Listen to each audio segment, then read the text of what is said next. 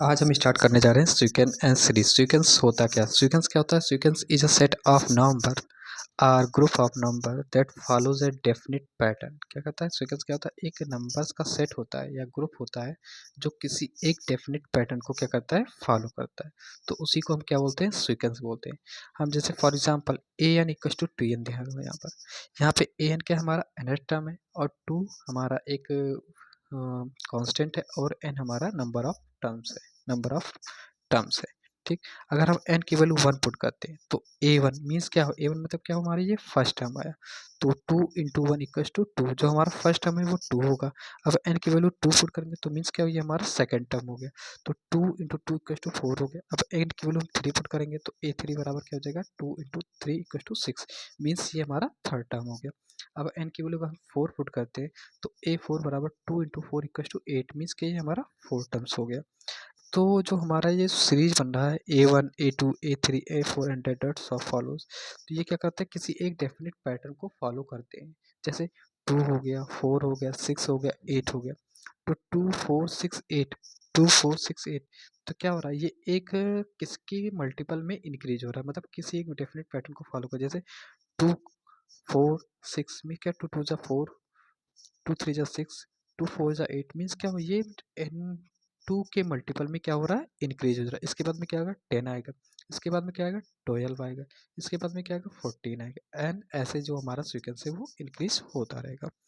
हम एक another example लेते हैं। अगर ए एन बराबर हमारा क्या है? एन स्क्वायर हो जाए तो यहाँ पे जो हमारा एन टर्म है वो एन स्क्वायर। अगर हम एन की वैल्यू 1 पुट करते हैं जो हमारा फर्स्ट टर्म आएगा A one equals two one square equals two 1। अगर एन की वैल्यू 2 पुट करेंगे तो ये हमारा सेकंड टर्म आएगा 2 स्क्वायर इक्वस टू 4। अगर एन की वैल्यू हम 3 पुट करेंगे तो ए थ्री की वैल्यू आएगी 3 स्क्वायर इक्वस टू 9, ये हमारा थर्ड टर्म हो गया।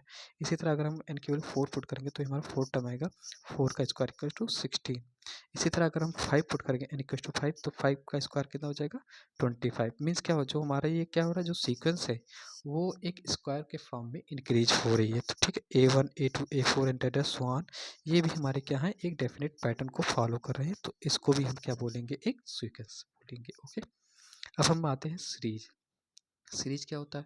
इन सीक्वेंस जो हमें मिला है, ठीक है, इस सीक्वेंस को अगर हम समेशन के फॉर्म में या एडिशन के फॉर्म में लिखते हैं, ठीक है, एक्सप्रेस करते हैं, ये जैसे ये 2 हो गया, 4 हो गया, ये first term, second term, third term, fourth term, fifth term, ठीक है, तो ये 2 प्लस 4 प्लस 5 प्लस 8 प्लस 10, तो ये जो हम समेशन के फॉर्म में लिख रहे हैं या एडिशन के फॉर्म में लिख रहे हैं, इस फॉर्म को एक्सप्रेशंस को हम बोलते हैं सीरीज बोलते हैं। ठीक है, ये हमारा 1 हो गया, 4 हो गया, 9 हो गया, 16, तो ये जो हमारा टर्म मिल रहा है, जो ये सीरीज मिल रही है, ये एक्सप्रेशन मिल रहा है, इसको हम बोलते हैं सीरीज बोलते हैं।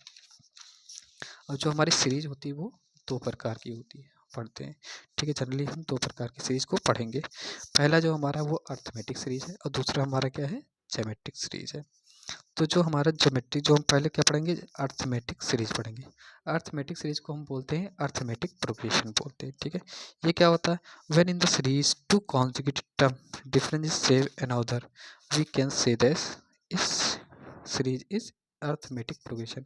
अगर किसी सीरीज में 2 कॉन्जिक्यूटिव टर्म का डिफरेंस और अनदर जस्ट उसके बगल वाला जो अनदर कॉन्जिक्यूटिव टर्म है उसका जो डिफरेंस अगर बराबर आ रहा है, सेम आ रहा है, तो उस सीरीज को हम क्या बोलते हैं?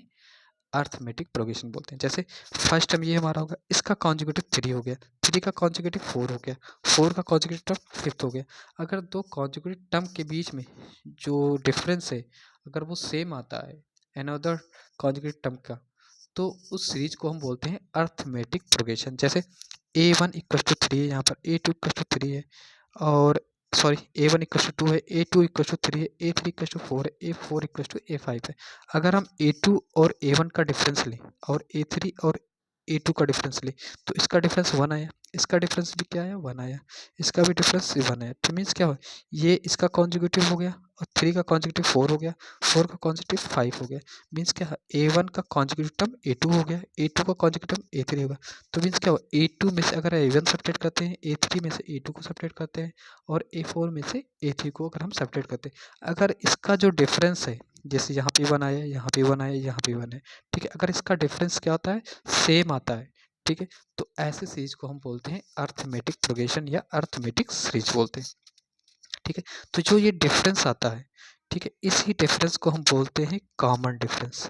ठीक है, A2 minus A1, A3 minus A2, A4 minus A3, इसी तरह A5 minus A4 and that is so on. ठीक है, तो जो ये डिफरेंस है, इस जो डिफरेंस आता है, इस डिफरेंस को बोलते हैं कॉमन डिफरेंस, और इसको हम स्मॉल डी से डिनोट करते हैं। ठीक है, अब यहाँ पे हम लिखते हैं डी बराबर क्या हो जाएगा, A2 माइनस A1 बराबर A3 minus A2, A4 minus A3। अगर हम इस टर्म इतने टर्म को ले लें तो डी बराबर क्या हो जाएगा, A2 माइनस A1, तो A2 बराबर क्या हो जाएगा, A1 प्लस डी।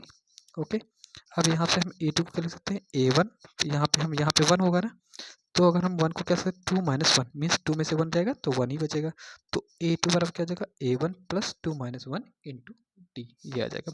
इसी तरह हम A3 निकालते हैं, तो A3 माइनस A2 बराबर, ये भी इसका जो इसका डिफरेंस है वो भी तो सेम ही होगा, तो ये भी डी के बराबर होगा, तो A3 बराबर क्या हो जाएगा, A2 प्लस डी। अब देखो यहाँ से A2 की वैल्यू क्या आई है, A1 प्लस 1D, तो A2 की वैल्यू हम यहाँ से यहाँ पे रख देंगे, तो कितना हो जाएगा, A1 प्लस डी और प्लस डी, तो ये डी, एक डी और एक डी, ये हो गया, तो एक एक कितना हो गया, 2D होगा, तो A3 बराबर कितना हो जाएगा, A1 प्लस 2D। इसी तरह A3 बराबर क्या हो जाएगा, A1 और 2 को हम क्या करेंगे, 3 माइनस 1, 3 में से अगर को सब्ट्रैक्ट करें कितना आएगा, 2 आएगा, तो A3 बराबर क्या हो जाएगा, A1 प्लस 2D आ जाएगा, 3 माइनस 1D आ जाएगा। ओके, इसी तरह सिमिलरली हम क्या निकालेंगे, A4 माइनस A3 बराबर क्या हो जाएगा, D हो जाएगा। ठीक है, तो A4 बराबर क्या हो जाएगा, A3 प्लस डी, तो A3 की वैल्यू हमारी क्या आई थी, A1 प्लस 2D आई थी, तो इसकी वैल्यू को हम इसमें पुट कर देंगे फर्स्ट में, तो A1 plus 2D plus D, तो A1 2D प्लस 1D कितना हो जाएगा, 3D, तो इस 3 को हम क्या लिखते हैं, 4 माइनस 1, तो A4 बराबर क्या हो जाएगा, A1 plus 4 minus 1 into D. तो similarly we can say that, अगर हम इसी तरह देखो, जब यहाँ पे 4 है तो यहाँ पे 4 माइनस 1 है, जब यहाँ पे 3 है, देखो जब यहाँ पे 3 है तो 3 माइनस 1 है, जब यहाँ पे 2 है तो ये पे यहाँ पर, जब यहाँ पे 2 है तो यहाँ पे 2 माइनस 1। इसी तरह अगर यहाँ पे n होगा, अगर यहाँ पे n होगा तो मीन्स क्या होगा, इससे एक कम होगा, n माइनस 1 इंटू डी होगा, तो A1 plus n minus 1 into D, जहाँ पर A1 क्या है, हमारा फर्स्ट टर्म है, n क्या है, नंबर ऑफ टर्म्स है, और an क्या है, nth टर्म ऑफ AP है, और d क्या है, हमारा कॉमन डिफरेंस है। अगर ये nth टर्म ना देके हमारा लास्ट टर्म दिया है तो लास्ट टर्म और nth टर्म अप्रॉक्सिमेट सेम ही होते हैं। ठीक है, तो कहीं कहीं हम लास्ट टर्म को ही nth टर्म बोल देते हैं यार। ठीक है, तो अगर L बराबर क्या हो जाएगा, A1 plus n minus 1 into D, तो जो हमारा L होगा इसी को लास्ट टर्म बोलते हैं। And thank you so much.